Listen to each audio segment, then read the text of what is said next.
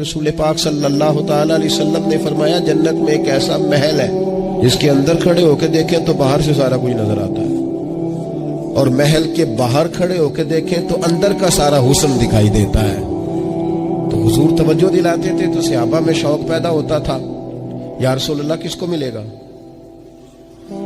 ویسے دنیا میں بھی بندہ کو اچھا گھر دیکھتا ہے تو کہتا ہے یار کتنا اچھا نقشہ ہے، کس خوبصورتی سے بنایا، اور جب حضور ذکر کریں اور جنت کے محل کا ذکر کریں شوق صحابہ کا توانا ہوتا تھا۔ عرض کی یا رسول اللہ صلی اللہ علیہ وسلم کس کو ملے گا؟ تو نبی پاک نے 4 باتیں بیان کی۔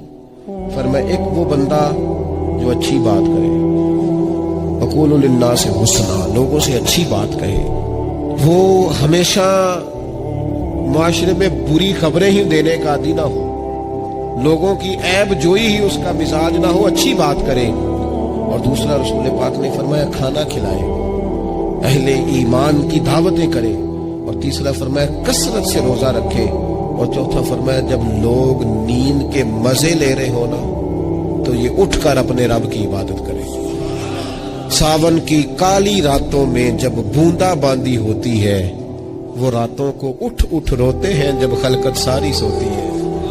اور کسی نے کہا تھا رات پوے تے بے دردانو نیند پیاری آوے، رات پوے تے بے دردانو نیند پیاری آوے، تے درد مندانو یاد سجن دی ستیاں وی آن جگاوے۔